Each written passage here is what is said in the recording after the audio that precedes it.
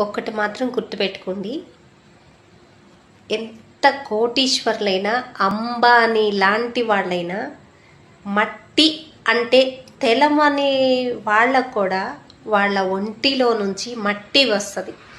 అవునండి, తల్లి గర్భంలో నుంచి మనం బయటికి వెళ్ళినా బయట మట్టి అంటే తెలవకుండా పెరిగిన మనిషి ఒంటిలో నుంచి ఖచ్చితంగా మట్టి వస్తుంది. అవునండి, మట్టి వాసన తెలవకపోయినా, మట్టిలో నడవకపోయినా, మట్టి అనేది తెలవకుండా పెరిగిన ఆ మనిషి శరీరంలో నుంచి మట్టి వస్తుంది. ఎందుకో చెప్పండి, దేవుడు ఫస్ట్ చేసిన మనిషిని మట్టితోనే చేసిండు. అవునండి, ఫస్ట్ సృష్టించబడిన మనిషి మట్టితో చేసిండు.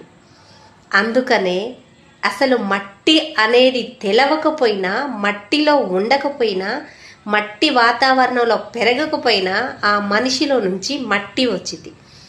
దేవుడు ఫస్ట్ సృష్టించిన మనిషిని మట్టితో చేసిండు. అవునండి, ఇది తెలుసుకోండి. ఇంతకంటే ఎక్కువ చెప్పలేను. ఫస్ట్ మనిషిని దేవుడు సృష్టించిన సృష్టికర్త మట్టితో చేసిండు మనిషిని.